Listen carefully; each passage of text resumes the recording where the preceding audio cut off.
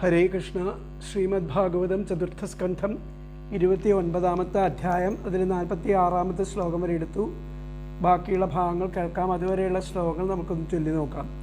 ഓം നമോ ഭഗവതേ വാസുദേവായ. ശ്രീമദ് ഭാഗവതേ ചതുർത്ഥസ്കന്ധേ അഥൈകോനത്രിംശോऽധ്യായഃ. പ്രാചീനബർഹിരുവാച ഭഗവംസ്തേവ ചോസ്മാഭിർന സമ്യഗവഗമ്യത്തെ കവയസ്തദ്വിജാനന്തി ന വയം കർമ്മമോഹിതാഃ. നാരദ ഉവാച പുരുഷം പുരഞ്ജനം വിദ്യാദ്യദ്വ്യനക്ത്യാത്മനഃ പുരം ഏകദ്വിത്രിചതുഷ്പാദം ബഹുപാദമപാദകം. യോ വിജ്ഞാതാഹൃതസ്തസ്യ പുരുഷസ്യ സഖേശ്വരഃ യന്ന വിജ്ഞായതേ പുംഭിർനാമഭിർവാ ക്രിയാഗുണൈഃ. യദാ ജിഘൃച്ഛൻ പുരുഷ കാസ്നേന പ്രകൃതേർഗുണാൻ നവദ്വാരം ദ്വിഹസ്താം ഖ്രി തത്രാമനുദസാധ്വിതി. ബുദ്ധിം തു പ്രമദാം വിദ്യാൻ മമാഹമിതി യൽകൃതം യാമധിഷ്ഠായ ദേഹേസ്മിൻ പുമാൻ ഭുങ്ക്തേക്ഷഭിർഗുണാൻ. സഖായ ഇന്ദ്രിയഗണാ ജ്ഞാനം കർമ്മ ച യൽകൃതം സഖ്യസ്തദ്വൃത്തയഃ പ്രാണ പഞ്ചവൃത്തിർയഥോരഗഃ. ബൃഹദ്ബലം മനോവിദ്യാദുഭയേന്ദ്രിയനായകം പഞ്ചാലാഃ പഞ്ചവിഷയാ യന്മധ്യേ നവഖം പുരം. അക്ഷിണീനാസികേ കർണൗ മുഖം ശിസ്നഗുദാവിതി ദ്വേ ദ്വേ ദ്വാരൗ ബഹിര്യാദി യസ്തദിന്ദ്രിയസംയുതഃ. അക്ഷിണീനാസികേ ആസ്യമിതി പഞ്ച പുരകൃതാഃ. ദക്ഷിണാ ദക്ഷിണകർണ ഉത്തരാ ചോത്തരസ്മൃതഃ. പശ്ചിമേ ഇത്യധോദ്വാരൗ ഗുദം ശിസ്നമിഹോച്യത്തെ. ഖദ്യോദാവിർമുഖീ ചാത്രനേത്രേ ഏകത്ര നിർമ്മിതേ. രൂപം വിഭ്രാജിതം താഭ്യാം വിചക്ഷത്തെ ചക്ഷുഷേശ്വരഃ. നളിനീനാളിനീനാസേ ഗന്ധസൗരഭ ഉച്യത്തെ. ഘ്രാണോവധൂതോ മുഖാസ്യം വിപണോ വാഗ്രസദ്വിദ്രസഃ. आपणो व्यवहारोऽत्र चित्रमन्थो बहूदनं. पितृहुर्दक्षिणकर्ण उत्तरो देवहू स्मृतः. प्रवृत्तं च निवृत्तं च शास्त्रं पञ्जालसंनिधं. पितृयानं देवयानं श्रोत्रात् श्रुतिधराद् व्रजेत्. आसुरीमेढ्रवाग्द्वा व्यवायो ग्रामीणां यदि. उपस्थो दुर्मदप्रोक्तो निरृतिर्गुद उच्यते. वैशसं नरकं पायुर्लुब्धगोन्धौ मे शृणु. हस्तपादौ पुमांस्ताभ्यां युक्तो यादि करोति च. अन्तःपुरं च हृदयं विशूचिर्मन उच्यते. तत्र मोहं प्रसादं वा हर्षं प्राप्नोति तल्गुणैः. यथा यथा विक्रियते गुणाक्तो विकरोति वा तथा तथोपद्रष्टात्मा तद्वृत्तिरनुकार्यते. देहो रथस्तिन्द्रियाश्व संवत्सरयो गति. द्विकर्मचक्रस्त्रिगुणध्वज पञ्चासु बन्धुरः. मनोरश्मिर्बुद्धिसूतो हृन्नीडो द्वन्द्वकूबरः. पञ्चेन्द्रियार्थप्रक्षेप सप्तधातुवरूथत्कः. आकूतिर्विक्रमो बाह्व्यो मृगतृष्णां प्रधावति. एकादशेन्द्रियचमूः पञ्चसूना विनोदकृत्. संवत्सरश्चण्डवेगकालो येनोपलक्षितः. तस्याः अनीह गन्धर्वा गन्धर्व्यो रात्रयस्मृता. हरन्त्यायुः परिक्रान्त्य षष्ट्युत्तरशतत्रयम्. कालकन्या जरा साक्षान् लोकस्तां नाभिनन्दति. स्वस्वारं जगृहे मृत्यु क्षयाय यवनेश्वरः. आधयो व्याधयस्तस्य सैनिकाय वनाश्चरा. भूतोपसर्गाशुरयः प्रज्वारो द्विविधोज्वरः. एवं बहुविधैर्दुःखैर्दैवभूतात्मसम्भवैः क्लिश्यमानः शतं वर्षं देहे देहीतमोवृतः. प्राणेन्द्रियमनोधर्मानात्मन्यध्यास्य निर्गुणः. शेते कामलवान् ध्यायन् ममाहमिति कर्मकृत्. यदात्मानमविज्ञाय भगवन्तं परं गुरुं पुरुषस्तु विषज्येत गुणेषु प्रकृते स्वदृक्. गुणाभिमानी स तदा कर्माणि कुरुते वशः. शुक्लं कृष्णं लोहितं वा यथा कर्माभिजायते. क्वचिल् पुमान् क्वचिच्च स्त्री क्वचिन्नो भयमन्धधी. देवो मनुष्यस्तिर्यग्वा यथा कर्मगुणं भवः.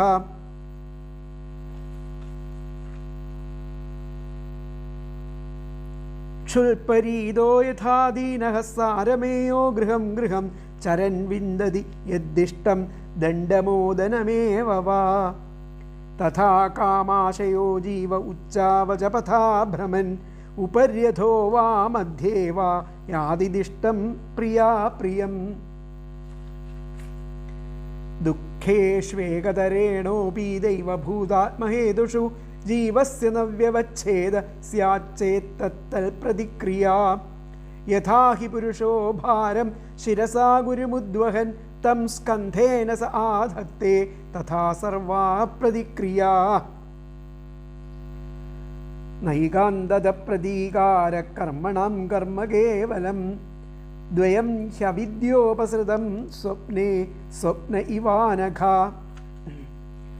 അർത്ഥേ ഹ്യവിദ്യമാനേപി സംസൃതിർന നിവർത്തതേ മനസാ ലിംഗരൂപേണ സ്വപ്നേ വിചരതോ യഥാ അധാത്മനോർത്ഥഭൂതസ്യ യതോനർത്ഥപരമ്പരാ സംസൃതിസ്തദ്വ്യവച്ഛേദോ ഭക്ത്യാ പരമയാ ഗുരൗ വാസുദേവേ ഭഗവതി ഭക്തിയോഗസമാഹിതഃ സദ്ധ്രീജീനേന വൈരാഗ്യം ജ്ഞാനം ച ജനയിഷ്യതി സോജിരാദേവരാജർഷേ സ്യാദച്യുതകഥാശ്രേയഃ ശൃണ്വത ശ്രദ്ധധാനസ്യ നിത്യദാ സ്യാദധീയതഃ യത്ര ഭാഗവതാ രാജൻ സാധവോ വിശദാശയാഃ ഭവൽഗുണാനുകഥന ശ്രവണവ്യഗ്രചേതസഃ ഏതൈരുപദ്രതോ നിത്യം ജീവലോകസ്വഭാവജൈഃ ന കരോതി ഹരേർനൂനം കഥാമൃതനിധൗരതിം പ്രജാപതിപതിഃ സാക്ഷാൽ ഭഗവാൻ ഗിരിശോ മനു ദക്ഷാദയ പ്രജാധ്യക്ഷ നൈഷ്ഠികാസനകാദയഃ മരീചിരത്രംഗിരസൗ പുലസ്ത്യപുലഃ ക്രതു ഭൃഗുർവസിഷ്ഠ ഇത്യേതേ മദന്താ ബ്രഹ്മവാദിനഃ അദ്യാപി വാചസ്പതയസ്തപോ വിദ്യാസമാധിഭിः പശ്യന്തോപി ന പശ്യന്തി പശ്യന്തം പരമേശ്വരം ശബ്ദബ്രഹ്മണി ദുഷ്പാരേ ചരന്ത ഉരുവിസ്തരേ മന്ത്രലിംഗൈർവ്യവച്ഛിന്നം ഭജന്തോ ന വിദുഃപരം. അടുത്ത ശ്ലോകമാണ് 46-ാമത്തെ, അതാണ് എടുക്കേണ്ടത്. യദാ യമനുഗൃഹ്ണാതി ഭഗവാനാത്മഭാവിതഃ സ ജഹാതി മതിം ലോകേ വേദേ ച പരിനിഷ്ഠിതാം. യദാ യമനുഗൃഹ്ണാതി ഭഗവാനാത്മഭാവിതഃ സ ജഹാതി മതിം ലോകേ വേദേ ച പരിനിഷ്ഠിതാം. ഹൃദയത്തിൽ പ്രകാശിച്ചവൻ ആയിട്ട് ആ ഭഗവാൻ എപ്പോഴാണോ ആരെ അനുഗ്രഹിക്കുന്നുവോ അപ്പോൾ ആ ലൗകിക കാര്യങ്ങളിലും ആ വൈദിക കാര്യങ്ങളിലും വേരുറപ്പിച്ച മനസ്സിനെ ഉപേക്ഷിക്കണം. ഒരു കാര്യത്തിലും പിന്നെ പ്രത്യേകം ആസക്തി ദൈവിക കാര്യത്തിലോ വൈദിക കാര്യത്തിലോ ഒന്നുമായിട്ട് പ്രത്യേക ആസക്തി അദ്ദേഹത്തിനുണ്ടാവില്ല. എപ്പോൾ ആരാണോ ഭഗവാനെ ആ ബ്രഹ്മത്തെ പറ്റിയിട്ട് ശരിക്ക് ആ ഹൃദയത്തിൽ പ്രകാശിച്ചവനായിട്ട് ആ ഈശ്വരൻ അങ്ങനെ ആരെയാണോ അനുഗ്രഹിക്കുന്ന അവർക്ക് ഈ ലൗകിക കാര്യങ്ങളിലും വൈദിക കാര്യങ്ങളിലും ഒന്നും ഒരു പ്രത്യേകിച്ച് ഒരു ഉറച്ച മനസ്സ് ഉണ്ടായിരിക്കില്ല. അതങ്ങനെ ഉള്ള മനസ്സിനെയൊക്കെ അവർ ഉപേക്ഷിക്കും. അതിലപ്പുറത്താണ് ഭഗവാൻ എന്നുള്ളത് അവർക്ക് മനസ്സിലാവും.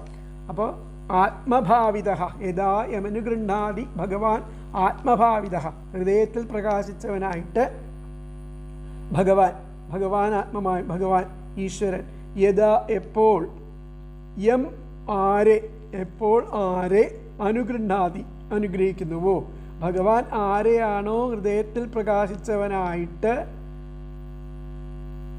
ഈശ്വരൻ ഹൃദയത്തിൽ പ്രകാശിച്ചവനായിട്ട് ആരെയാണോ അനുഗ്രഹിക്കുന്നത് സഹ അവൻ ലോകേ ലൗകിക കാര്യങ്ങളിലും വേദേച്ച വൈദികത്തിലും പരിനിഷ്ഠിതം വേരുറപ്പിച്ചിരിക്കുന്ന മതിം മനസ്സിനെ ജഹാതി ഉപേക്ഷിക്കുന്നു.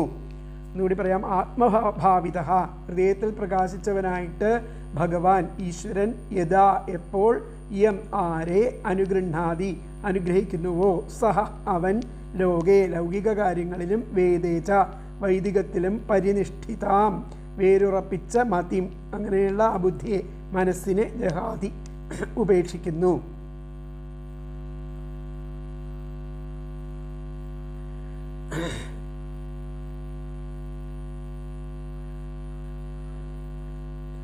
അപ്പോൾ ഒന്നുകൂടി പറയാം. ആത്മഭാവിത, ഹൃദയത്തിൽ പ്രകാശിച്ചവനായിട്ട് ഭഗവാൻ ഈശ്വരൻ, യഥാ എപ്പോൾ, യം ആരെ, അനുഗൃഹാതി അനുഗ്രഹിക്കുന്നുവോ, സഹ അവൻ, ലോകേ ലൗകിക കാര്യങ്ങളിലും, വേദേച വൈദികത്തിലും, പരിനിഷ്ഠിതാം വേരുറപ്പിച്ചിട്ടുള്ള, മതിം മനസ്സിനെ, ജഹാതി ഉപേക്ഷിക്കുന്നു. അതിൽ തന്വയം വന്നിട്ട് ആത്മഭാവിത ഭഗവാൻ യഥാ യം അനുഗൃഹാതി സഹ ലോകേ വേദേച പരിനിഷ്ഠിതാം മതിം ജഹാതി. ഇതാണ് അന്വയം വരിക. ആത്മഭാവിത ഭഗവാൻ യഥാ യം അനുഗൃഹാതി സഹ ലോകേ വേദേച പരിനിഷ്ഠിതം മതിം ജഹാതി. ഹൃദയത്തിൽ പ്രകാശിച്ചവനായിട്ട് ആ ഭഗവാൻ ഈശ്വരൻ എപ്പോൾ ആരെ അനുഗ്രഹിക്കുന്നുവോ അവൻ അലൗകിക കാര്യങ്ങളിലും വൈദിക കാര്യങ്ങളിലും വേറുറപ്പിച്ച മനസ്സിനെ ഉപേക്ഷിക്കുന്നു.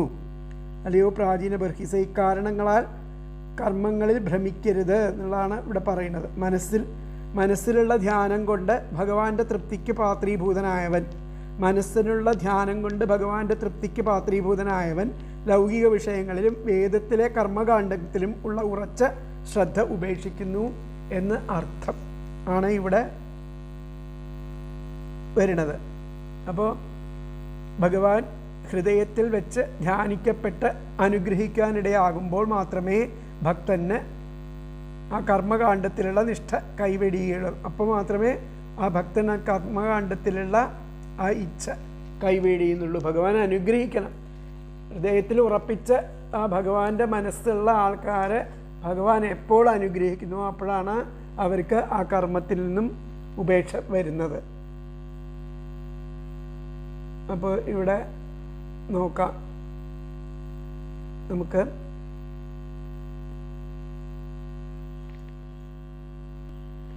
അപ്പോൾ വേദജ്ഞന്മാർ കൂടെ അറിയാത്ത പക്ഷം പിന്നെ എങ്ങനെ എപ്പോൾ ആ ഭഗവാനെ അറിയും എന്നുള്ള ചോദ്യത്തിന് ഉത്തരം പറയുകയാണ്. അന്ധകരണത്താൽ നിരന്തരം ധ്യാനിക്കപ്പെടുന്ന ഭഗവാൻ എപ്പോൾ അവൻ്റെ ആ യാതൊരുവനെ അനുഗ്രഹിക്കുന്നുവോ, ഭഗവാൻ എപ്പോഴാണോ അവനെ അനുഗ്രഹിക്കുന്നത് അപ്പോൾ മാത്രമേ അവൻ്റെ ശ്രദ്ധ മുഴുവനും ആ ഭഗവാന്റെ നേർക്ക് തിരിയുകയുള്ളൂ. അതുനിമിത്തം അവൻ ലോകമര്യാദയിലും വേദാന്ത മര്യാദയിലും ഉറച്ചിരിക്കുന്ന ബുദ്ധിയെ ഉപേക്ഷിക്കും. അപ്പോൾ ഇതിൽ വ്യാഖ്യാനത്തിൽ എന്താ പറഞ്ഞതെന്ന് നോക്കാം നമ്മൾക്ക്.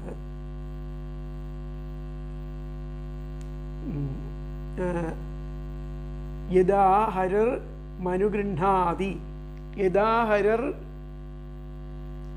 യമനുഗൃഹാതി തദാസലോകേ കർമ്മമാർഗേ ച നിഷ്ഠിതാം മതിം ത്യജതി എന്ന് പറഞ്ഞു. തസ്മാത് ഹേ ബർഹിഷ്മൻ കർമ്മസു ദൃഷ്ടിം മാ കൃതാഹ എന്ന് പറഞ്ഞു. അവേദ തത്വജ്ഞഃ, അവേദ തത്വജ്ഞഃ, അവേദന്മാര്, അതത്വജ്ഞഃ തത്വ അറിയാത്തവര്, ഏ കർമ്മപരം അവരെ കർമ്മത്തിനും ഉപരിയായിട്ട് വേദമാഹുസ്തേ വേദമാകുന്ന അതിനെ ആത്മസ്ത്വം ആത്മാവാണ് ആത്മതത്വം എന്ന്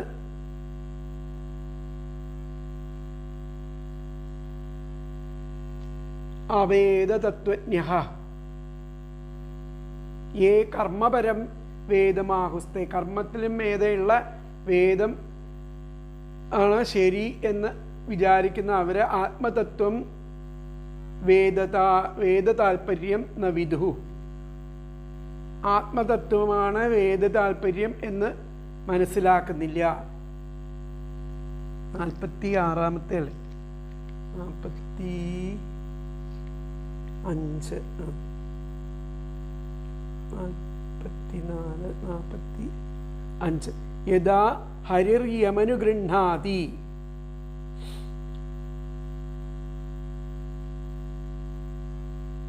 കർമ്മ ഭജന്തഃ ഈശ്വരം ന വിദുഹു.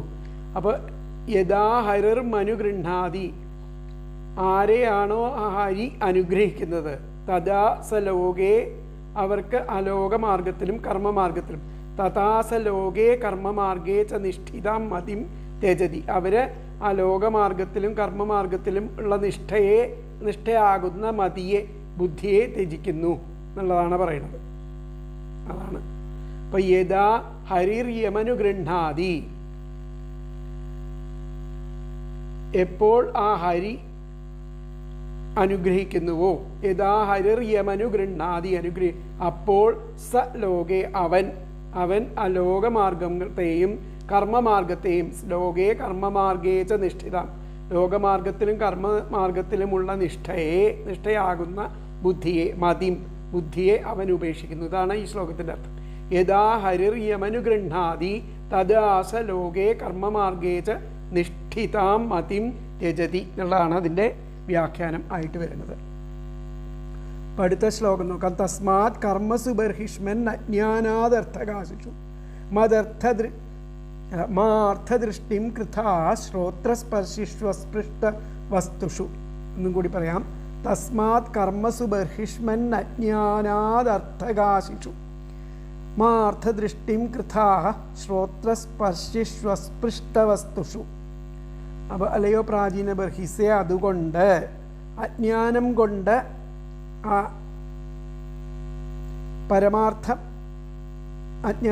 പരമാർത്ഥമായതിനെ പരമാർത്ഥമായും കേൾക്കാൻ സുഖമുള്ളതായും തോന്നുന്നവയും സത്യത്താൽ സ്പർശിച്ചിട്ടില്ലാത്തതുമായിരിക്കുന്ന കർമ്മങ്ങളിൽ പരമപുരുഷാർത്ഥം എന്ന ഭാവന അരുത്. അപ്പോൾ അതാണ് പറഞ്ഞത്. തസ്മാത് കർമ്മസു ബർഹിഷ്മൻ അജ്ഞാനാദർത്ഥകാശിഷു. അജ്ഞാനം ആകുന്ന ആ അർത്ഥകാശങ്ങളിലെ അജ്ഞാനാത് അർത്ഥകാശിഷു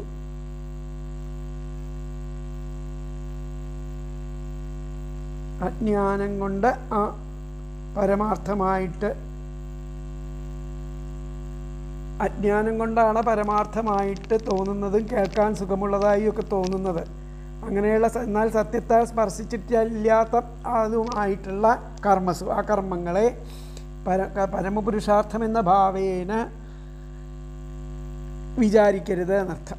അപ്പോൾ ഇതിൻ്റെ പദങ്ങൾ നോക്കാം. ഹേ ബർഹിഷ്മൻ, അല്ലയോ പ്രാചീന ബർഹിസേ, തസ്മാത് അതുകൊണ്ട്, അജ്ഞാനാത് അജ്ഞാനം കൊണ്ട്, അർത്ഥകാശിഷു പരമാർത്ഥമായിട്ട് പരമാർത്ഥമായും, ശ്രോത്രസ്പർശിഷു കേൾക്കാൻ സുഖമുള്ളതായും തോന്നുന്നവയും, അസ്പൃഷ്ടവസ്തുഷു സത്യത്താൽ സ്പർശിച്ചിട്ടില്ലാത്തതും ആയിട്ടുള്ള കർമ്മങ്ങളിൽ, അർത്ഥദൃഷ്ടിം അതിൽ പരമപുരുഷാർത്ഥം എന്ന ഭാവന, മാ കൃതാഹ അതിലുള്ള പരമാർത്ഥമായിരിക്കുന്ന ഭാവനയെ അതുകൊണ്ട് ഉപേക്ഷിക്കണം എന്നർത്ഥം.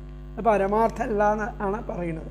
ഹേ ബർഹിഷ്മൻ, അല്ലയോ പ്രാചീന ബർഹിസേ, തസ്മാത് അതുകൊണ്ട്, അജ്ഞാനാത് അജ്ഞാനം കൊണ്ട്, അർത്ഥകാശിഷു പരമാർത്ഥമായിട്ടും, ശ്രോത്രസ്പർശിഷു കേൾക്കാൻ സുഖമുള്ളതായും തോന്നുന്നവയും, അസ്പൃഷ്ടവസ്തുഷു സത്യത്താൽ സ്പർശിച്ചിട്ടില്ലാത്തവയും ആയിട്ടുള്ള കർമ്മങ്ങളിൽ, അർത്ഥദൃഷ്ടിം പരമപുരുഷാർത്ഥം എന്ന ഭാവന, മാ കൃതാഹ അരുത്. അപ്പോൾ ഹേ ബർഹിഷ്മൻ, തസ്മാത് അജ്ഞാനാത് അർത്ഥകാശിഷു ശ്രോത്രസ്പർശിഷു അസ്പൃഷ്ടവസ്തുഷു കർമ്മസു അർത്ഥദൃഷ്ടിം മാ കൃതാഹ. എന്നൂടി പറയാം. ഹേ ബർഹിഷ്മൻ, തസ്മാത് അജ്ഞാനാത് അർത്ഥകാശിഷു ശ്രോത്രസ്പർശിഷു അസ്പൃഷ്ടവസ്തുഷു കർമ്മസു അർത്ഥദൃഷ്ടിം മാ കൃതാഹ. അല്ലയോ പ്രാചീന ബർഹിസേ, അതുകൊണ്ട് അജ്ഞാനം കൊണ്ട് തോന്നിക്കപ്പെടുന്ന പരമാർത്ഥമായ വസ്തുവിനെയും, അതുപോലെ കേൾക്കാൻ സുഖമുള്ളതായി തോന്നുന്നവയും, അജ്ഞാനം കൊണ്ട് പരമാർത്ഥമായും കേൾക്കാൻ സുഖമുള്ളതായി തോന്നുന്നവയും, സത്യത്താൽ സ്പർശിച്ചിട്ടില്ലാത്തവയും ആയിരിക്കുന്ന കർമ്മങ്ങളിൽ ആ പരമപുരുഷാർത്ഥം എന്ന ഭാവന അവിടുന്ന് ചെയ്യരുത്. അല്ലയോ പ്രാചീന ബർഹിസേ, ഇക്കാരണത്താൽ കർമ്മങ്ങളിൽ ഭ്രമിക്കരുത് എന്നർത്ഥം. കർമ്മങ്ങൾ പുരുഷാർത്ഥത്തെ പ്രകാശിപ്പിക്കുന്നുവെന്ന്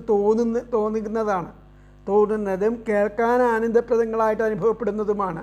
എല്ലാം അജ്ഞാനം കൊണ്ടാണ് ഇതുണ്ടാവുന്നത്. അവ യഥാർത്ഥ തത്വത്തെ, ബ്രഹ്മത്തെ സ്പർശിക്കുന്നില്ല. അവ യഥാർത്ഥത്തിൽ ആ പരബ്രഹ്മ തത്വത്തെ സ്പർശിക്കുന്നില്ല. അത്തരം കാര്യങ്ങളിൽ വ്യാപരിക്കരുത് എന്നുള്ളതാണ് ഇവിടെ ഈ ശ്ലോകം കൊണ്ട് പറയുന്നത്. സ്വർഗകാമോ യജേത ഇത്തി ശ്രുതിപ്രമാണങ്ങളും അവയെ ആസ്വദിച്ചിട്ടുള്ള തയാ യോ ലക്ഷ്യത്തെ സോർത്ഥപുരുഷം നിശ്രേയസേന സംയുനക്തീതി പ്രതിജാനീം അഹേ. യാഗാദികളിലൂടെ മനുഷ്യനെ ആത്യന്തിക ശ്രേയസ്സിലെത്തിക്കാമെന്ന് ഞങ്ങൾ പ്രതിജ്ഞ ചെയ്യുന്നു എന്നിത്യാദി വാക്യങ്ങളും ശ്രവണസുഖപ്രദങ്ങൾ, അതൊക്കെ വേദത്തിൽ പറയുന്നതാണ്. അത്തരം വാഗ്ദാനങ്ങളിലൂടെ ആ കർമ്മകാണ്ഡം പരമപുരുഷാർത്ഥത്തന്നെ പ്രകാശിപ്പിക്കുകയാണോ എന്ന് അജ്ഞാനികൾ ചിന്തിച്ചു പോകുന്നു, എത്രയേ ഉള്ളൂ. യഥാർത്ഥത്തിൽ അത് സത്യവുമായിട്ട് യാതൊരു സ്പർശവും ഇല്ലാത്തതാണ്. അർത്ഥകാശി എന്നാൽ അർത്ഥങ്ങളെ പ്രകാശിപ്പിക്കുന്നവ, ശ്രോത്രസ്പർശി എന്ന് പറഞ്ഞാൽ ശ്രവണപുടത്തെ ബലാത് ആകർഷിക്കുന്നത്, അസ്പൃഷ്ട വസ്തു എന്നാൽ സത്യമായ വസ്തുവെ അഥവാ ബ്രഹ്മത്തെ സ്പർശിക്കാത്തത് എന്നർത്ഥം. അപ്പം അങ്ങനെയുള്ളതാണ് ഈ നമ്മൾക്ക് ഏതൊന്നാണോ ഈ പ്രപഞ്ചത്തിലിരിക്കുമ്പോൾ സത്യമായിട്ട് തോന്നുന്നത്, അത് ഒരിക്കലും ആ സത്യത്തെ പ്രകാശിപ്പിക്കുന്ന ഒന്നല്ല എന്നുള്ളതാണ്. ഈ വേദങ്ങളിൽ പറഞ്ഞ കാര്യങ്ങളായാലും അതും അസ്പഷ്ടം ആണ്, അത് സ്പഷ്ടം അല്ല, പരബ്രഹ്മത്തെ സ്പഷ്ടമാക്കുന്നതല്ല എന്ന് നമ്മൾ കരുതണം എന്നുള്ളതാണ് ഇവിടെ പറയുന്നത്. അപ്പോൾ ബർഹിഷ്മൻ അജ്ഞാനം നിമിത്തം വാസ്തവം പോലെ പ്രകാശിക്കുന്നവയാണ്, കേൾക്കുമ്പോൾ പ്രിയമായി തോന്നുന്നവയാണ്. അവാസ്തവങ്ങളും ആയിരിക്കുന്ന അങ്ങനെയുള്ള കർമ്മങ്ങളിൽ ഇതുതന്നെ പുരുഷാർത്ഥമെന്ന് ഒരിക്കലും നമ്മൾ ധരിച്ചു പോവരുത്. അപ്പോൾ ഭഗവത് ചിന്തനം ഒന്നു തന്നെ ഭഗവാന്റെ പ്രസാദം ലഭിക്കാൻ പ്രധാന കാരണം എന്ന ആ ഹേതുവാൽ ഹേ പ്രാചീന ബർഹിസെ, അറിവില്ലാത്തവർക്ക് പരമഫല സാധനം ആണെന്ന് ഉള്ള ഭ്രമത്തെ ജനിപ്പിക്കുന്നതും സ്വർഗാദി സുഖങ്ങളെപ്പറ്റി പറയുന്നതിനാൽ കർണങ്ങൾക്ക് ആനന്ദത്തെ വർദ്ധിപ്പിക്കുന്നതും പരമാർത്ഥത്തിൽ സംസാരബന്ധത്തെ തീർത്ത് പരമപുരുഷാർത്ഥത്തിൻ്റെ നൽകുന്നതിന് സമർത്ഥമല്ലാതിരിക്കുന്നതുമായിരിക്കുന്ന ഈ കർമ്മങ്ങൾ മോക്ഷസാധനങ്ങളാണെന്ന് അങ്ങയ്ക്ക് തോന്നാതിരിക്കണം. ഇവയൊക്കെ ഈ കർമ്മകാണ്ഡത്തിൽ പറയുന്ന കർമ്മ മാർഗങ്ങളൊന്നും മോക്ഷത്തിന് ഉപകരിക്കുന്നതല്ല എന്നുള്ളത് നമുക്ക് ഗ്രഹിക്കാൻ പറ്റണം എന്നുള്ളതാണ് പറഞ്ഞിരിക്കുന്നത്. അപ്പോൾ അതാണ് ഇവിടെ പറയുന്നത്. അതിൻ്റെ വ്യാഖ്യാനത്തിൽ തസ്മാൽ ഹേ ബർഹിഷ്മൻ, അതുകൊണ്ട് അല്ലയോ പ്രാചീന ബർഹിസെ, കർമ്മസു ദൃഷ്ടിം മാ കൃത, കർമ്മത്തിൽ ആ പരമദൃഷ്ടിയെ നമ്മൾ ചെയ്യരുത്, പരമാർത്ഥ ദൃഷ്ടിയെ ചെയ്യരുത് എന്നർത്ഥം. അത്രേ പറഞ്ഞിട്ടുള്ളൂ. തസ്മാത് ഹേ ബർഹിഷ്മൻ, അതുകൊണ്ട് അല്ലയോ പ്രാചീന ബർഹിസെ, കർമ്മസു ദൃഷ്ടിം മാ കൃത, കർമ്മങ്ങളിൽ പരമാർത്ഥ ദൃഷ്ടിയെ ഒരിക്കലും ചെയ്യരുത് എന്നുള്ളതാണ് ശ്ലോകത്തിൻ്റെ വ്യാഖ്യാനം ആയിട്ട് പറയുന്നത്. അപ്പോൾ അടുത്ത ശ്ലോകം, സ്വം ലോകം ന വിദുസ്തേ വൈ യത്ര ദേവോ ജനാർദ്ദനഃ ആഹുർധൂമ്രധിയോ വേദം സകർമ്മകമതദ്വിദഃ. എന്നുകൂടി പറയാം, സ്വം ലോകം ന വിദുസ്തേ വൈ യത്ര ദേവോ ജനാർദ്ദനഃ ആഹുർധൂമ്രധിയോ വേദം സകർമ്മകമതദ്വിദഃ. വേദത്തെ ആ കർമ്മപരമായിട്ട് വ്യാഖ്യാനിക്കുന്ന ദുർബുദ്ധികൾ, വേദത്തെ കർമ്മപരമായിട്ട് വ്യാഖ്യാനിക്കുന്ന ദുർബുദ്ധികൾ ആ വേദവാക്യങ്ങളെ എന്തെന്ന് അറിഞ്ഞവർ അല്ല എന്ന്. വേദവാക്യങ്ങൾ എന്താണെന്ന് അറിഞ്ഞവരല്ല. യാതൊരിടത്ത് ആ ദേവനായിരിക്കുന്ന മഹാവിഷ്ണുവുണ്ടോ, എവിടെയാണോ ആ ഭഗവാനുള്ളത്, അദ്ദേഹത്തിൻ്റെ സ്വരൂപം തന്നെ വേദാർത്ഥം എന്ന് അവർ ഒട്ടും മനസ്സിലാക്കുന്നില്ല. ആ ഭഗവാന്റെ സ്വരൂപം തന്നെയാണ് വേദാർത്ഥം എന്നുള്ളത് ഈ വേദാന്തികൾ ഒരിക്കലും മനസ്സിലാക്കുന്നില്ല. അപ്പോൾ വേദത്തെ ആ കർമ്മപരമായിട്ട് കർമ്മപരമായിട്ട് വ്യാഖ്യാനിക്കുന്ന ധൂമ്രതിയ ആ ദുർബുദ്ധികൾ അതദ്വിധ, ആ വേദവാക്യങ്ങളെ എന്തെന്ന് അറിയുന്നവരല്ല എന്നർത്ഥം. യാതൊരിടത്ത് ദേവഹ ജനാർദ്ദന, ദേവനായിരിക്കുന്ന മഹാവിഷ്ണു ഉണ്ടോ, സ്വം അദ്ദേഹത്തിൻ്റെ ആ സ്വരൂപത്തെ കൂടി ലോകം, അദ്ദേഹത്തിൻ്റെ സ്വരൂപമാണ് ഈ ലോകം, സ്വരൂപം തന്നെ ആ വേദാർത്ഥം, അതുതന്നെയാണ് വേദാർത്ഥം എന്ന് തേ വൈ അവർ ഒട്ടും ന വിദുഹു മനസ്സിലാക്കുന്നില്ല. ഭഗവാന്റെ സ്വരൂപം തന്നെയാണ് ഈ ലോകം എന്നുള്ള അവസ്ഥയെ അവർ ഈ വേദവാദികളായിരിക്കുന്ന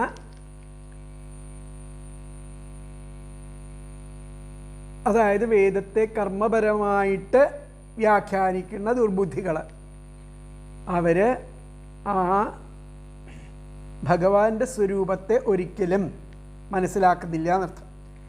അപ്പോൾ ഒന്ന് പദങ്ങൾ നോക്കാം. വേദത്തെ സകർമ്മകം, കർമ്മപരമായിട്ട് ആഹുഹു വ്യാഖ്യാനിക്കുന്ന ധൂമ്രതിയ ദുർബുദ്ധികൾ, അതദ്വിധ വേദവാക്യങ്ങളിലെ വേദവാക്യങ്ങൾ എന്തെന്നറിഞ്ഞവരല്ല. യത്ര യാതൊരിടത്ത് ദേവ ദേവനായിരിക്കുന്ന ജനാർദ്ദന മഹാവിഷ്ണു ഉണ്ടോ, സ്വം അദ്ദേഹത്തിൻ്റെ ലോകം സ്വരൂപം തന്നെ വേദാർത്ഥം എന്ന് തേ വൈ അവർ ഒട്ടും ന വിദുഹു മനസ്സിലാക്കുന്നില്ല. വേദം വേദത്തെ സകർമ്മകം കർമ്മപരമായിട്ട് ആഹുഹു വ്യാഖ്യാനിക്കുന്ന ധൂമ്രതിയ ദുർബുദ്ധികൾ അതദ്വിധ വേദവാക്യങ്ങളിലെ അർത്ഥം എന്തെന്ന് അറിഞ്ഞിട്ടുള്ളവരല്ല. അതദ്വിഹദ്വിധ എന്ന് പറഞ്ഞാൽ യത്ര യാതൊരിടത്ത് ദേവ ദേവനായിരിക്കുന്ന ജനാർദ്ദന മഹാവിഷ്ണു ഉണ്ടോ, സ്വം അദ്ദേഹത്തിൻ്റെ ലോകം സ്വരൂപം തന്നെ വേദാർത്ഥം എന്ന് തേ വൈ അവർ ഒട്ടും ന വിദുഹു മനസ്സിലാക്കുന്നില്ല. അപ്പോൾ ഇതിലത്തെ അന്വയം പറയാം. വേദം സകർമ്മകം ആഹുഹു ധൂമ്രധിയ അതദ്വിദ യത്ര ദേവ ജനാർദ്ദന സ്വം ലോകം തേ വൈ ന വിദുഹു. കൂടി പറയാം. വേദം സകർമ്മകം ആഹുഹു ധൂമ്രധിയ അതദ്വിദ യത്ര ദേവ ജനാർദ്ദന സ്വം ലോകം തേ വൈ ന വിദുഹു. വേദത്തെ കർമ്മപരമായിട്ട് വ്യാഖ്യാനിക്കുന്ന ദുർബുദ്ധികൾ വേദവാക്യങ്ങൾ എന്തെന്ന് അറിഞ്ഞവരല്ല. യാതൊരിടത്ത് ദേവനായിരിക്കുന്ന മഹാവിഷ്ണു ഉണ്ടോ, അദ്ദേഹത്തിൻ്റെ ലോകം അദ്ദേഹത്തിൻ്റെ സ്വരൂപം തന്നെ വേദാർത്ഥം എന്ന് അവർ ഒട്ടും മനസ്സിലാക്കുന്നില്ല. എന്നാൽ സത്യാവസ്ഥ മറിച്ചാണ്. വേദം കേവലം കർമ്മപരമാണെന്ന് പറയുന്നവർ വേദാർത്ഥം അറിയാത്തവരാണ്. സാക്ഷാൽ ഈശ്വര തത്വമാണ് വേദത്തിൽ പ്രതിപാദിക്കുന്നത് എന്നവർ അറിയുന്നില്ല. ധൂമ്രധി എന്നാൽ മലിനബുദ്ധിയുള്ളവരെന്നർത്ഥം. യജ്ഞത്തിലെ പുകയാണ് ഏറ്റവും ശ്രേഷ്ഠമെന്ന് കരുതുന്നവർ എന്നും സകർമ്മകം എന്നാൽ കർമ്മത്തെ മാത്രം പ്രതിപാദിക്കുന്നത്. അതദ്വിത്ത് എന്ന് പറഞ്ഞാൽ അതെന്തെന്നറിയാത്തവൻ അർത്ഥം. അപ്പോൾ മുൻപറഞ്ഞതിൽ വേദനിന്ദ വന്നേക്കുമോ എന്ന് നാരദൻ സംശയിക്കുകയാണ്. അതിനാൽ കർമ്മങ്ങളിൽ ഭ്രമിക്കുന്നത് വേദത്തിൻ്റെ ന്യൂനതയല്ലെന്നും വേദാർത്ഥം ശരിക്കും മനസ്സിലാക്കാത്തതിലാണെന്നും ആ വേദാന്ത സൂത്രങ്ങൾ പോലും നിരർത്ഥങ്ങളാകും. കൂടാതെ ആ ഭാഗവതന്മാർക്ക് വേദനിന്ദ എന്നൊരു സ്വഭാവം ഉണ്ടെന്ന് അദ്വൈതികൾക്കുള്ള അഭിപ്രായത്തെ പ്രബലപ്പെടുത്തലും ആകും. വിപ്രപ്രതിഷേധാച്ച. ഇപ്പോൾ ബ്രാഹ്മണർക്ക് അങ്ങനെ ഒരു അഭിപ്രായം ഉണ്ടാവും, ഇവരൊക്കെ വേദനിന്ദ ചെയ്യുന്നവരാണ്. വേദാന്ത സൂത്രത്തിൻ്റെ ഭാഷ്യത്തിൽ പ്രതിഷേധശ്ച ഭവതി ചതുർഷു വേദേഷു ഇത്യാദി വേദനിന്ദാദർശനാത്. പഞ്ചരാത്രമതം സ്വീകരിച്ചാൽ വേദനിന്ദ വരും. 4 വേദങ്ങളിൽ നിന്നും ശ്രേയസ്സിനുള്ള ഉപാധി ലഭിക്കാതെ അശാണ്ഡില്യ മഹർഷി പഞ്ചരാത്രം ആ ഭക്തിയിൽ അധിഷ്ഠിതമായിരിക്കുന്ന ഉപാസനാശാസ്ത്രം അധ്യയനം ചെയ്തു എന്നർത്ഥം. പഞ്ചരാത്ര സ്വീകരിച്ചാൽ ആ വേദനിന്ദ വരും. 4 വേദങ്ങളിൽ നിന്നും ശ്രേയസ്സിനുള്ള ഉപാധി ലഭിക്കാതെ ആ ശാണ്ഡില്യ മഹർഷി പഞ്ചരാത്രം എന്ന ഭക്തിയിൽ അധിഷ്ഠിതമായിരിക്കുന്ന ഉപാസനാശാസ്ത്രം അധ്യയനം ചെയ്തു എന്നർത്ഥം. പഞ്ചരാത്രത്തിൻ്റെ കർത്താവ് നാരദൻ തന്നെയാകയാൽ അതിനെപ്പറ്റി ജനങ്ങൾക്ക് തെറ്റിദ്ധാരണ വരരുതെന്നും കൂടി ഉദ്ദേശിച്ചിട്ടാണ് ഇവിടെ പറയുന്നത്. അപ്പോൾ യഥാർത്ഥത്തിൽ ഭക്തിശാസ്ത്രമാണ് എല്ലാറ്റിനേക്കാളും മുന്നിൽ നിൽക്കുന്നത്.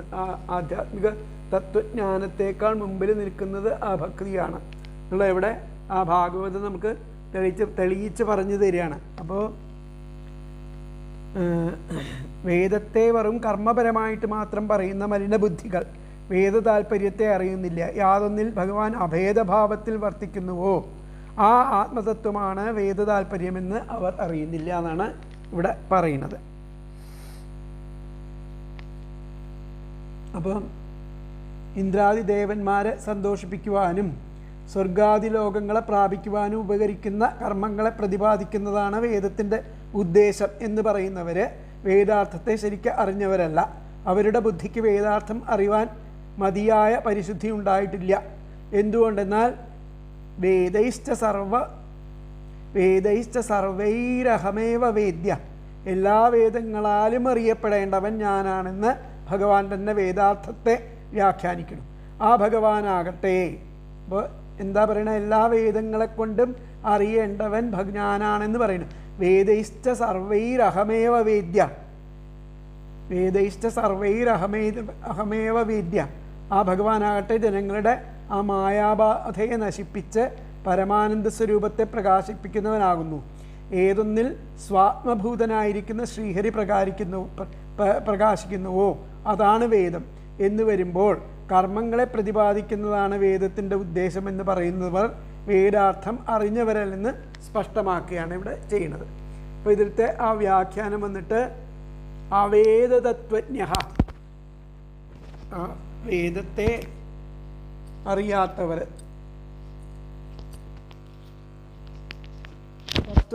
തത്വജ്ഞന്മാർ, അറിയാത്ത തത്വജ്ഞാനികൾ, കർമ്മപരം, ഇത് കർമ്മപരം, കർമ്മത്തിനുള്ളതാണ് വേദം എന്ന് പറയുന്നു. ആത്മതത്വം വേദ താല്പര്യം നവിദു, എന്നാൽ ആത്മതത്വത്തെ വേദ താല്പര്യമാകുന്ന ആത്മതത്വമാകുന്ന ആ ഭഗവാനെ അവർ അറിയുന്നില്ല. അവേദതത്വജ്ഞാ യേ കർമ്മപരം വേദം ആഹുസ്തേ, വേദത്തെ കർമ്മപരം ആയിട്ട് മാനിക്കണ അവേദന്മാർ,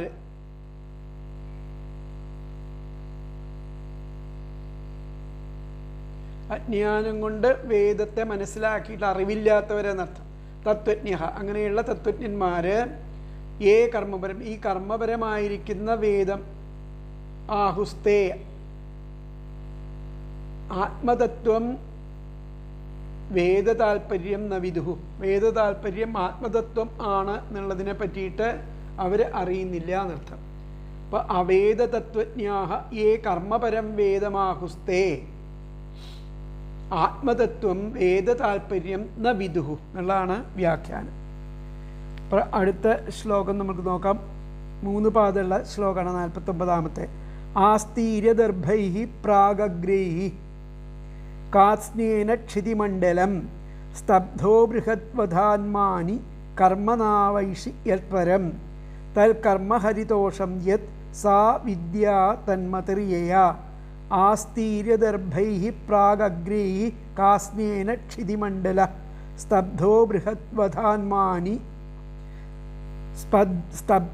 ബൃഹദ്വധാന്മാനി കർമ്മനാവൈഷി യത്പരം തത്കർമ്മഹരിതോഷം യത് സാ വിദ്യാ തന്മതിർയയാ. കിഴക്കോട്ട് തലയാക്കിയിരിക്കുന്ന ദർഭപ്പുല്ലുകൊണ്ട് ആ ഭൂതലത്തെ ഒട്ടാകെ വിരിച്ച് വലുതായിരിക്കുന്ന യജ്ഞപശുഹിംസയാൽ അഭിമാനിച്ചവനായിട്ടും അഹങ്കരിച്ചവനുമായിരിക്കുന്ന അങ്ങ് ആ കർമ്മം എന്തെന്നോ അതിനുപരിയായിരിക്കുന്ന ഉപാസന എന്തെന്നോ ന അവൈഷി അറിയുന്നില്ല. ശ്രീഹരിയെ സന്തോഷിപ്പിക്കുവാൻ ഉതകുന്നത് ഏതോ അതത്രേ കർമ്മം. ഏതിനാൽ ഭഗവാനിൽ ഭക്തി ഉണ്ടാകുമോ അതത്രേ ഉപാസന.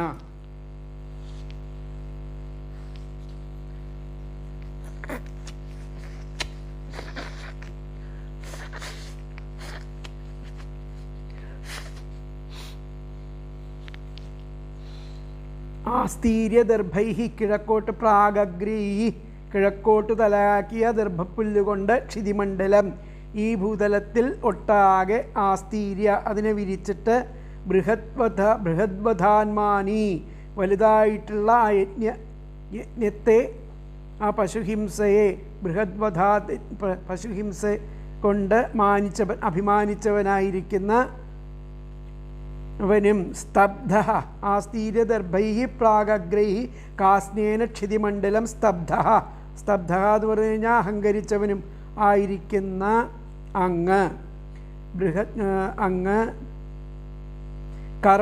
കർമ്മം എന്തെന്നോ നാവൈഷി കർമ്മം എന്തെന്നോ അതിനെപ്പറ്റി അതിന് ഉപരിയായിരിക്കുന്ന നാവൈഷി യത്പരം അതിലും ഉപരിയായിരിക്കുന്ന തൽക്കർമ്മം ആ കർമ്മം ഹരിതോഷണം അതിലും ഉപരിയായിരിക്കുന്ന കർമ്മം ആ ശ്രീഹരിയെ സന്തോഷിപ്പിക്കലാകുന്നു എന്നത് യത് സാ വിദ്യ ഏത് വിദ്യയാണോ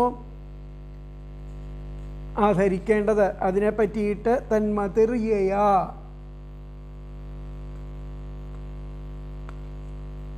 ആ ഭഗവാനിൽ ഏതിൽ കൂടിയാണോ ഭക്തി ഉണ്ടാകുന്നത് അതാണ് ഉപാസന എന്നുള്ളത് ആണ് അറിയേണ്ടതെന്നർത്ഥം.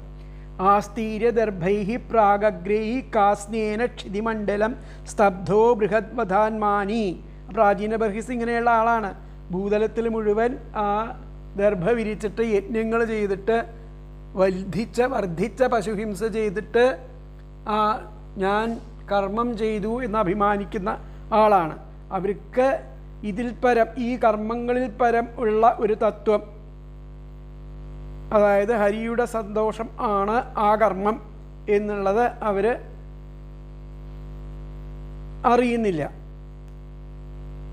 സാ വിദ്യ തന്മതിർയയ.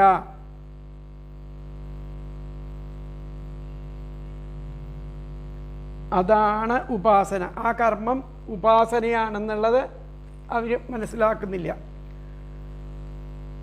അപ്പോൾ ഇതിലത്തെ പദങ്ങൾ നോക്കാം.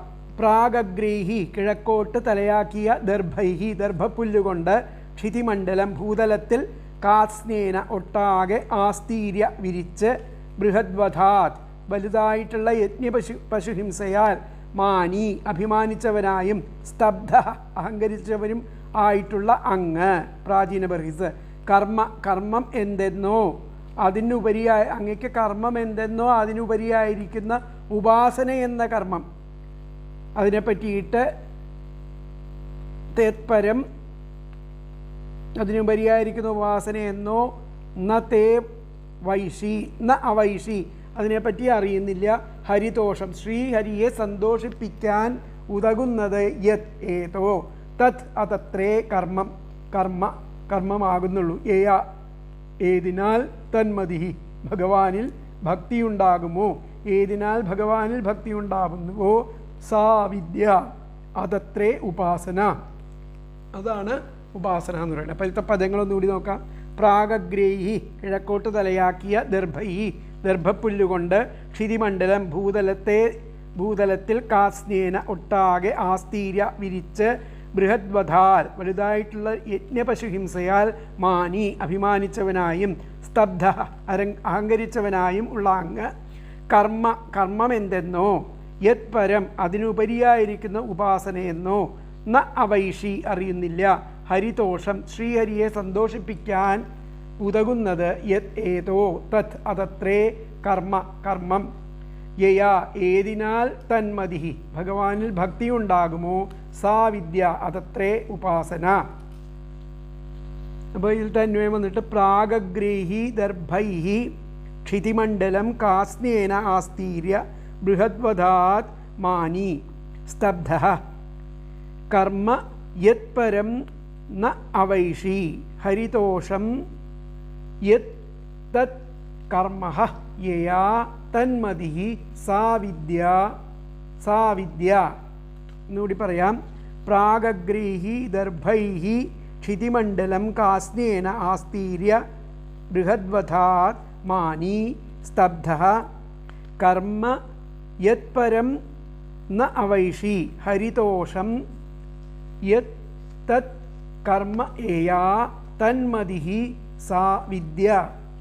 അതായത് കിഴക്കോട്ട് തലയാക്കിയ ദർഭപ്പുല്ലുകൊണ്ട് ഭൂതലത്തിൽ ഒട്ടാകെ വിരിച്ച് ആ വലുതായിരിക്കുന്ന യജ്ഞപശുഹിംസയാൽ അഭിമാനിച്ചവനായിട്ടും അഹങ്കരിച്ചവനുമായിരിക്കുന്ന അങ്ങ് കർമ്മം എന്തെന്നോ അതിലുപരിയായിരിക്കുന്ന ഉപാസന എന്തെന്നോ അറിയുന്നില്ല.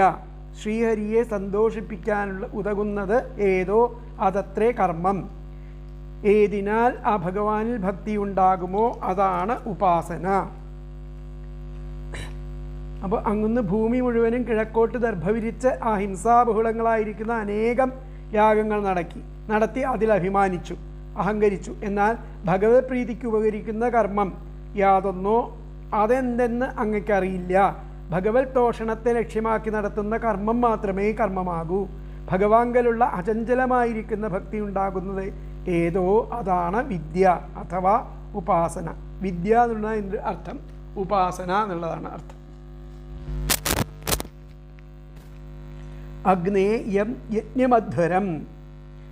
ഋഗ്വേദത്തിൽ സിദ്ധിക്കുന്നത് ഹിംസാരഹിതമായിരിക്കുന്ന യജ്ഞമേ സ്വർഗപ്രാപ്തിക്ക് ഉപയുക്തമാകൂ. അഗ്നേ യം യജ്ഞമധ്വരം.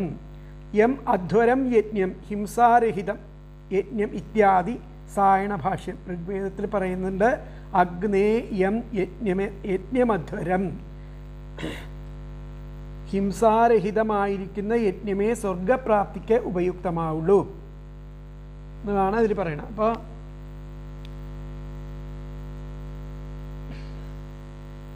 കിഴക്കോട്ട് തലയാക്കിയിരിക്കുന്ന ദർഭപ്പുല്ലുകൾ കൊണ്ട് യജ്ഞഭൂമിയായി ഭൂമി മുഴുവൻ വിരിച്ച് അനേകായിരം ഹിംസകൾ ചെയ്ത് താൻ തൻ്റെ യജ്ഞാനുഷ്ഠാനം ചെയ്തവനെന്ന് അഭിമാനിക്കുന്നവൻ ധർമ്മത്തെയോ ശ്രേഷ്ഠമായ ജ്ഞാനത്തെയോ അറിയുന്നില്ല.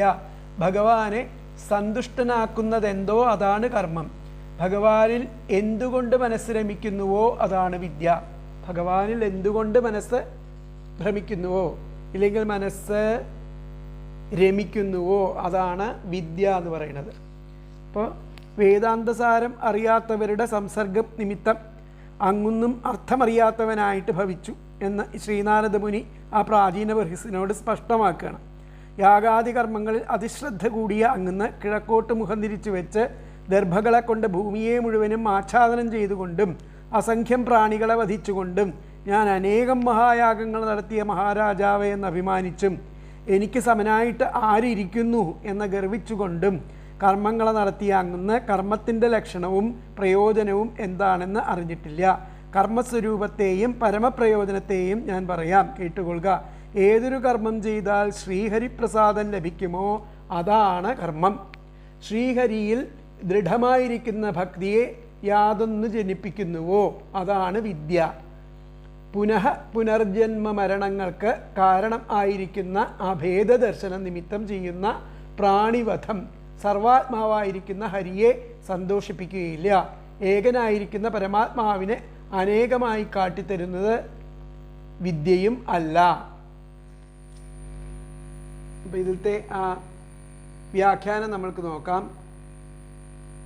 അപ്പോൾ ഹേ രാജൻ, അല്ലയോ രാജാവേ, ത്വം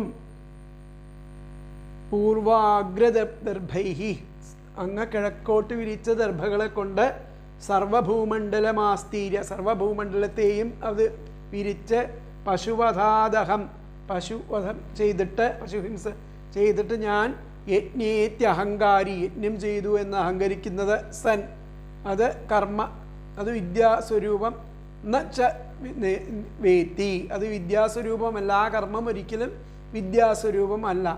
എന്താണ് വിദ്യയുടെ സ്വരൂപം? ഹരിതോഷം തദ്ദേവ കർമ്മ, ഹരിയെ തോഷിപ്പിക്കലാണ് ആ കർമ്മങ്ങളെ കൊണ്ട് അവിടെ ഉദ്ദേശിക്കുന്നത്. ഹരി സർവദേഹഭൃത ആത്മേശ്വര, അടുത്ത ശ്ലോകത്തിൽ പറയും. അപ്പോൾ ഹരിദോഷം യത്തദേവ കർമ്മ, ഹരിദോഷണം ആണ് കർമ്മം എന്ന് പറയുന്നത്. അല്ലാത്ത കർമ്മങ്ങളൊന്നും ഒരിക്കലും ഈ അഭിമാനത്തെ ഉണ്ടാക്കി തീർക്കുന്ന കർമ്മ അനുഷ്ഠാനങ്ങളൊന്നും ഒരിക്കലും ആ വിദ്യാസ്വരൂപത്തിലുള്ള കർമ്മങ്ങളല്ല എന്നാണ് പറയുന്നത്. ത്വം പൂർവാഗ്രദർഭൈഹി, കിഴക്കോട്ട് വിരിച്ച ദർഭകളെ കൊണ്ട് സർവഭൂമണ്ഡലത്തിലും വിരിച്ചിട്ട് പശുവധാദഹം, ആ പശുഹിംസാദി യജ്ഞങ്ങൾ ചെയ്തിട്ട് അഹം യജ്ഞേത്യഹങ്കാരി, ഞാൻ യജ്ഞം അഹം യജ്വേ, ഞാൻ യജ്ഞം ചെയ്യുന്നു എന്ന് അഹങ്കരിച്ചു. സൻ കർമ്മ, അങ്ങനെയുള്ള കർമ്മം വിദ്യാസ്വരൂപം ച നവേൽസി, വിദ്യാസ്വരൂപം അതിന് ലഭിക്കുന്നില്ല.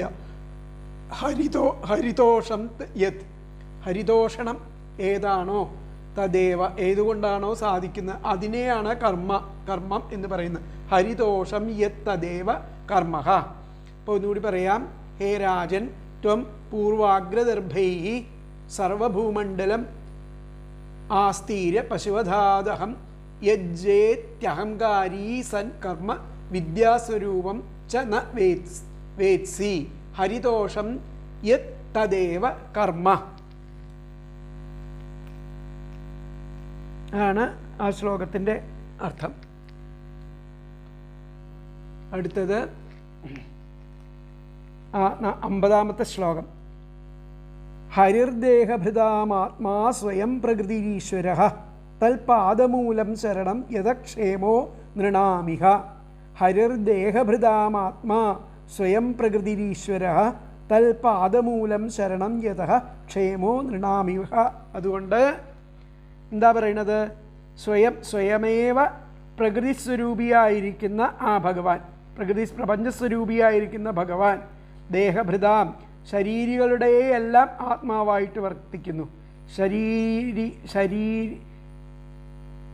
ശരീരികളുടെ ദേഹഭൃതാം ശരീരികളുടെയെല്ലാം ആത്മാവായിരിക്കുന്ന അധിപനുമായിരിക്കുന്ന ഈശ്വരൻ ആയിരിക്കുന്ന അവിടുത്തെ തത്പാദമൂലം, അവിടുത്തെ പാദമൂലത്തെ ശരണം ആക്കുകയാണെങ്കിൽ, രക്ഷാകേന്ദ്രമാക്കൂ, എന്നാൽ മാത്രമേ ഈ ലോകത്തിൽ മനുഷ്യർക്ക്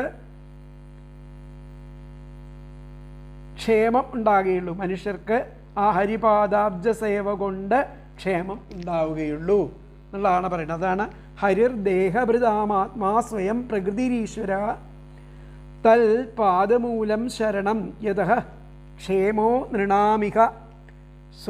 സ്വയമേവ പ്രകൃതി, ആ പ്രകൃതി സ്വരൂപിയായിരിക്കുന്ന ഹരി, ആ ഭഗവാൻ ശ്രീഹരി ദേഹഭൃതാം ശരീരികളുടെയെല്ലാം ആത്മാവും ഈശ്വര അധിപനും ആകയാൽ തൽപാദമൂലം അവിടുത്തെ പാദമൂലമേ ശരണം രക്ഷാകേന്ദ്രമാകൂ. ഇഹ ഈ ലോകത്തിൽ നൃണാം മനുഷ്യർക്ക് യതഃ ഏതിൽ ഹരിപാദാബ്ജ സേവയിൽ മാത്രമേ ക്ഷേമം ഉള്ളൂ എന്നുള്ളതാണ് ഈ ശ്ലോകം കൊണ്ട് പറയുന്നത്. ഒന്നുകൂടി പറയാം. സ്വയമേവ പ്രകൃതിസ്വരൂപിയായിരിക്കുന്ന ഹരിഹി ഭഗവാൻ ശ്രീഹരി ദേഹഭൃതാം ശരീരികളുടെയെല്ലാം ആത്മാവും ഈശ്വര അധിപനും ആകയാൽ തൽപാദമൂലം അവിടുത്തെ പാദമൂലമേ ശരണം രക്ഷാകേന്ദ്രമാകൂ. ഇഹ ഈ ലോകത്തിൽ നൃണാം മനുഷ്യർക്ക് യതഃ ഏതിൽ ഹരിപാദാബ്ജ സേവയിൽ മാത്രമേ ക്ഷേമം ഉണ്ടാകുന്നുള്ളൂ അർത്ഥം. അപ്പോൾ അതിലത്തെ അന്വയം വന്നിട്ട് സ്വയം പ്രകൃതി ഹരിഹി ദേവഭൃതാം ആത്മാ ഈശ്വര തൽപാദമൂലം ശരണം ഇഹ നൃണാം യതഃ ക്ഷേമഃ. അപ്പോൾ ഒന്നുകൂടി പറയാം. സ്വയം പ്രകൃതി ഹരിഹി ദേഹഭൃതാം ആത്മാ ഈശ്വര തത്പാദമൂലം ശരണം ഇഹ നൃണാം യതഃ ക്ഷേമഃ. സ്വയമേവ ആ പ്രകൃതിസ്വരൂപിയായിരിക്കുന്ന ആ ശ്രീഹരി ആ ശരീരികളുടെയെല്ലാം ആത്മാവും അധിപനും ആകയാൽ അവിടുത്തെ പാദമൂലമേ രക്ഷാകേന്ദ്രമാകൂ. ഈ ലോകത്തിൽ മനുഷ്യർക്ക് ഏതിൽ ആ ഹരിപാദാബ്ജ സേവയിൽ മാത്രമേ ക്ഷേമം ഉണ്ടാകുന്നുള്ളൂ എന്നുള്ളതാണ് ഇവിടെ പറയുന്നത്. അപ്പോൾ ശ്രീഹരി ആ ശരീരികളുടെ ആത്മാവാണ്. തനതായിരിക്കുന്ന സ്വഭാവത്തോടു കൂടിയവനും ഈശ്വരനും ആണ് അവിടുത്തെ ആ തൃപ്പാദങ്ങളെ ശരണം പ്രാപിക്കുക എന്നത് മാത്രമേ മനുഷ്യർക്ക് ക്ഷേമത്തിന് കാരണമാകൂ എന്നുള്ളതാണ് പറയുന്നത്. ഇപ്പോൾ ഹരി ആ ദേഹധാരികളുടെ ആത്മാവും സ്വതന്ത്ര കാരണവും ആകയാൽ ഈശ്വരനും ആകുന്നു. ജീവികൾക്ക് ആ ഭഗവത് പദം തന്നെ അവലംബം. അവിടം ശരണം പ്രാപിക്കുന്നതിലേ ഇവിടെ ക്ഷേമമുള്ളൂ എന്നുള്ളതാണ് ഈ ശ്ലോകത്തിൻ്റെ അർത്ഥം പറയുന്നത്. അപ്പോൾ ശരീരങ്ങളെ ധരിച്ചിരിക്കുന്ന എല്ലാവരുടെയും ആത്മാവും അവരെ അതാത് വ്യാപാരങ്ങളിൽ പ്രേരിപ്പിക്കുന്നവനും അതാത് കർമ്മങ്ങളുടെ ഫലത്തെ ദാനം ചെയ്യുന്ന ആ സർവേശ്വരനും ശ്രീഹരിയാകുന്നു. ആ ദേവൻ്റെ പാദമൂലത്തെ ശരണം പ്രാപിക്കുന്നത് തന്നെ മനുഷ്യർക്ക് ഈ ജന്മത്തിൽ ക്ഷേമത്തിന് കാരണം ആവുന്നു. അതിലത്തെ ആ വ്യാഖ്യാനം വന്നിട്ട് ഹരിയാണ് സർവഭൃതാം സർവദേഹഭൃതാം ആത്മേശ്വര സർവദേഹധാരികളുടെയും ആത്മാവും ഈശ്വരനും. ഹരിഹി സർവഭൃതാം ആത്മേശ്വര.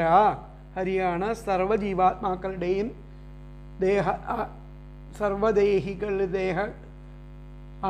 ദേഹത്തിൻ്റെയും ജീവദേഹത്തിൻ്റെയും ആത്മാവായിട്ടുള്ളവനും ഈശ്വരനും. പ്രിയതമശ്ച അടുത്തേക്ക് പറയണ്ട. അപ്പം ഹരിയാണ് സർവദേഹഭൃതാം സർവദേഹത്തിൻ്റെയും ദേഹങ്ങളുടെയും ആത്മാവായിട്ട് വർത്തിക്കുന്ന ആത്മാവും ഈശ്വരനുമായിരിക്കുന്ന ഹരി എന്നുള്ളതേ ആ വ്യാഖ്യാനത്തിൽ പറയുന്നു. ഹരിഹി സർവദേഹഭൃതാം ആത്മേശ്വര എന്നുള്ളതാണ് ശ്ലോകത്തിൻ്റെ വ്യാഖ്യാനം ആയിട്ട് പറയുന്നത്. ഇവിടെ നാരദ ഉവാച എന്നതിൻ്റെ ആവശ്യകത മനസ്സിലാകുന്നില്ല. ഇപ്പോൾ നിലവിലുള്ള അനേകം ഗ്രന്ഥങ്ങൾ പരിശോധിച്ചതിൽ അവയിലെല്ലാം കാണുന്നുണ്ട്. എന്നാൽ ഒരു ഗ്രന്ഥത്തിൽ ഈ വാക്യം പ്രാചീന ഗ്രന്ഥങ്ങളിലില്ല എന്നൊരു അടിക്കുറിപ്പുണ്ട്. സ ഗുരുർ ഹരിഹി എന്ന് പറഞ്ഞിട്ട് ഒരു വിരാമമിട്ടു. ഇത് മതിയാവില്ലെന്ന് തോന്നുകയാൽ വീണ്ടും പറവാൻ ആരംഭിച്ചു എന്ന അർത്ഥത്തിൽ സാധൂകരിക്കാം. ഏതായാലും അനേകം ഗ്രന്ഥങ്ങളിൽ കാണുന്നതിനെ മാറ്റം ചെയ്യുവാൻ പാടുള്ളതല്ല അല്ല. നാരദ ഉവാച എന്നതിൽ പറഞ്ഞിട്ടുണ്ട്. വേറെ പുസ്തകത്തിലും അത് കാണില്ല എന്നാണ് പറയുന്നത്. അപ്പോൾ ഇത്രയും ഭാഗങ്ങൾ നിങ്ങൾ മനസ്സിലാക്കുക. ബാക്കി ഭാഗങ്ങൾ അടുത്ത ക്ലാസ്സിൽ എടുക്കാം. അതായത് 51 തൊട്ടിട്ടുള്ള ശ്ലോകങ്ങൾ അടുത്ത ക്ലാസ്സിലെടുക്കാം. 50 വരെയുള്ള ശ്ലോകങ്ങൾ ഇപ്പോൾ എടുത്തു. ഹരേ കൃഷ്ണ.